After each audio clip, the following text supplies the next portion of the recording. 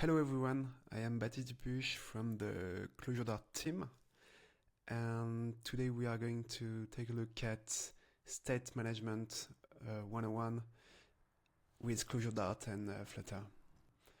I want you to know the basics of reading state and writing state with ClojureDart for a Flutter app. Okay, so basically we have a global application state, which is an item of basically your database. It has users indexed by ID, with first name, last name, and so on, and a current user. If we take a look at the UI code, it's basically a simple Flutter application with a scaffold that only contains a body with a column, with two widgets, actually three. So the first one being this one, and the second one being the button. The button's callback is empty, so it does nothing. And currently, the text widget only displays static information. So my goal here is to read the current user's first name and age here, and with next user, and when I'm going to click on the next user button, it's going to change this ID so that this widget reads a new user.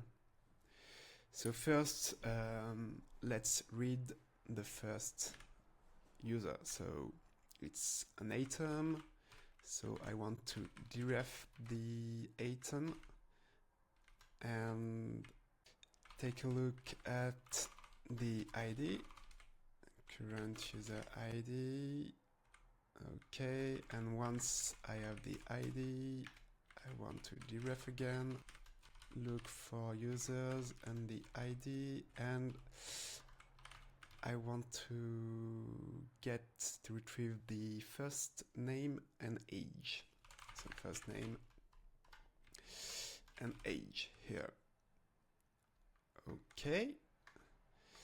So we first get current user ID, and then we deref this value and this value. Okay, so let's uncomment this and save the file. If I restart the application, okay, so current user ID is indeed 1, so it's my brother Vincent. Perfect. Now let's implement the button's callback. So I only want to cycle through all the users' ID. It's pretty simple. When the button is pressed, I want to swap the app states. Okay, let me have the app state on the screen at all time. So what I want to do is get current user ID and users. I want to know how many users there are in the app state. So once I have these two informations, to increase the user ID, I just do sosh s current user ID mod the inc current user ID count users, and let's print this to know what's in the value. Okay, so current user ID at restart is my brother Vincent, the ID 1. If I press here, so this doesn't change, but we can see that ID has changed because current user ID went from 1 to 0. So it should display Baptiste with my age. Reason it does nothing is because when we deref the app state, we basically take a snapshot of our application state when it was derefed. So it's not pinged, refreshed when anything changes.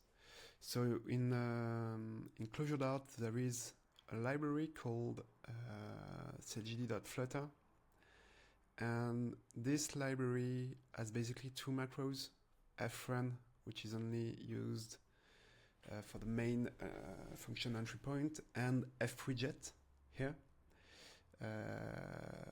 which is a macro that has that defines a couple of directives, and one of them is pretty important when listening for app state changes. The directive is named watch. So what it does, so it's available for frun and fwidget. They have the same directives. The only difference is frun is to run the main application. So you only use it in the main function. So if I take the previous watch and I remove the deref, what watch does is it knows how to update, rebuild the widget tree when app state changes, only for what you are filtering. So in this case, this directive will only rebuild state when current user ID changes, and same for first name and age. So if current user ID is stable but first name changes, it will rebuild the widget tree below. But say last name changes, since I'm not listening to it, it won't rebuild anything. Nah, okay. Here.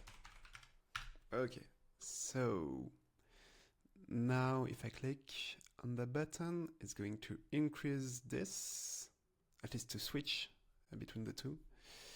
And now the widget is rebuilt. So that's what we want. Some of you might have noticed that I put the watch directly below frun, and it's not a great idea in a real case, a real life application. It's not a great idea because watch is going to force rebuild of all widgets below. So if you put the watch above your material app, it will basically rebuild the whole app. We can double check. So let's use the let directives that you can use to define foo42 or anything. But here I only use it to print stuff. So let's print rebuild every time it rebuilds something. So when we build the application, it rebuilds once, which is great, but then it rebuilds all the time. And it's not necessary because the only place we want to have a fresh content is this text widget. We don't need the last values of the app state here, and certainly not above the material app. So what you want to do, so let's remove first the print.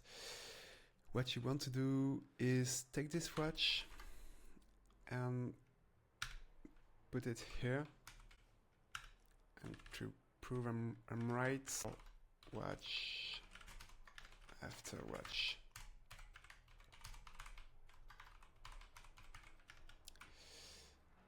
So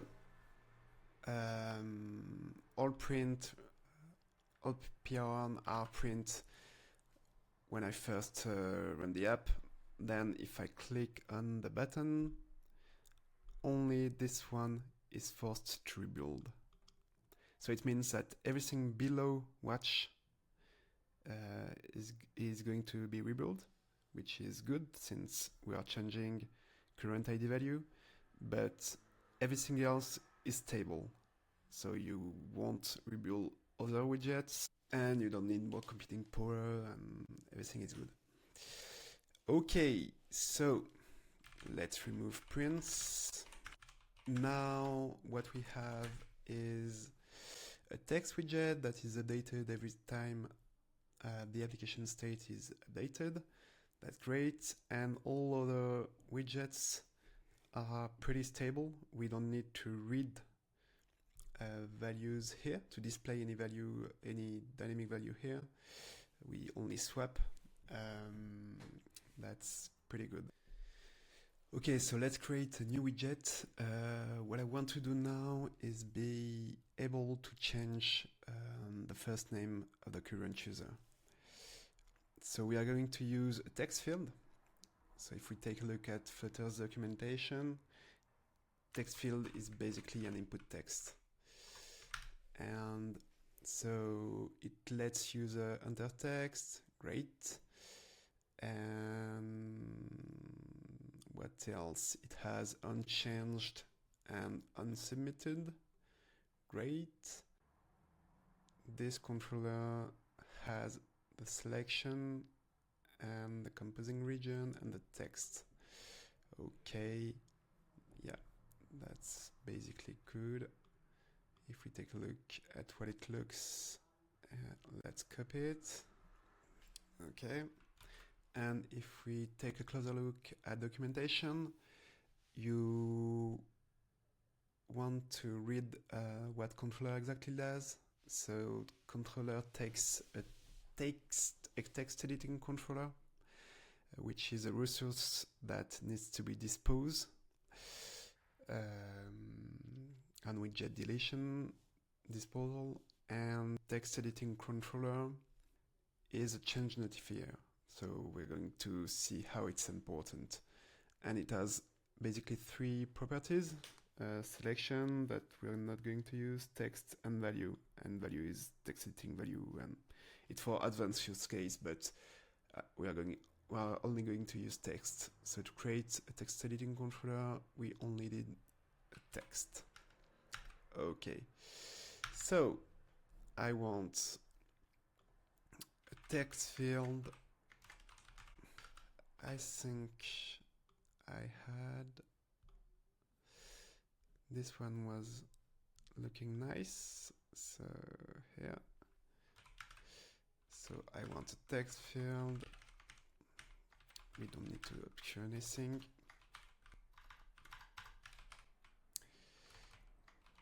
Decoration, it's always nice to have some sort of decoration. Border. Okay, and label text first name. Okay, so does it look nice? It looks not nice because you want some kind of space between widgets. Better, and maybe we can add some padding. So there is a padding widget, but there is also a padding directive. You can use horizontal or vertical or top, left, right stuff, or even 32 like that. It will add padding everywhere, but in my case, I only want horizontal padding. And like we saw earlier, we want to use controller for displaying the initial value. And controller takes a text editing controller. Let's take a look, and you can create it with text. And be careful, because this text editing controller is not thrown every time the widget is rebuilt. It has state, so you must, and a dispose method, so you must create it using the managed directive, which is going to handle all the state lifecycle. Okay, so text, and I want first name controller, controller, but and let's take this, and we don't need age. Okay, so we can see that we have the user's first name value, and if I click here and done, it does nothing. That's because, of course, we need to add the callback. So the unsubmitted callback, and that takes a string, the value of the controller, and we want to swap the app state. We want to swap what the app state at this pass, so users as such in users current user ID value and first name, and then we want to put the S value. So now if I click here, yeah, so we see that Vincent is now Vincent I, and if I switch user, it has kept the value. So reroute and reread the value. Earlier I told you that text editing controller was extending change identifier and value identifier. So this is important because it means that you can listen for changes on the text editing controller using watch. Like you can listen for changes for atoms. There are a number of objects that you can listen to using watch, including streams, future, atom, and value identifier. So say I want to display the current value of controller, what I would do is create a column,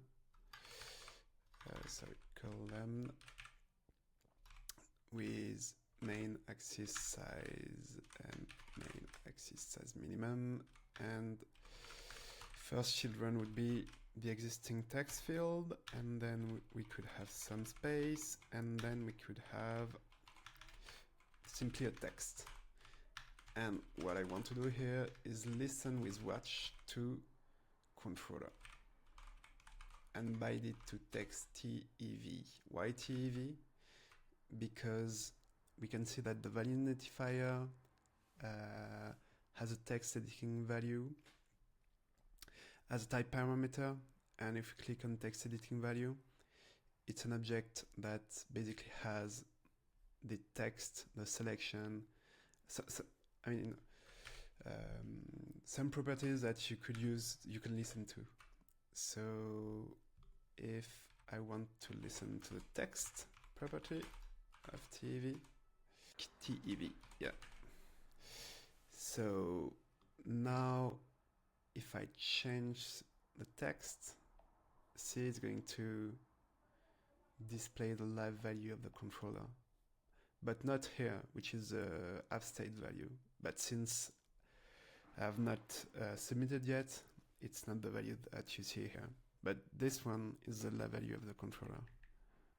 Yeah, if I click done, now I have a new value.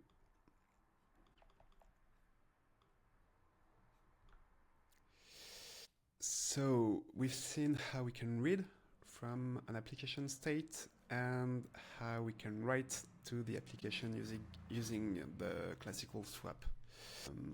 We also seen that we can isolate widgets, so they only rebuild so that you only rebuild what needs to be rebuilt. Now what we can upgrade in this code is composability, meaning, as you can see, we have a global application state, but for real application, we would pass around the atom.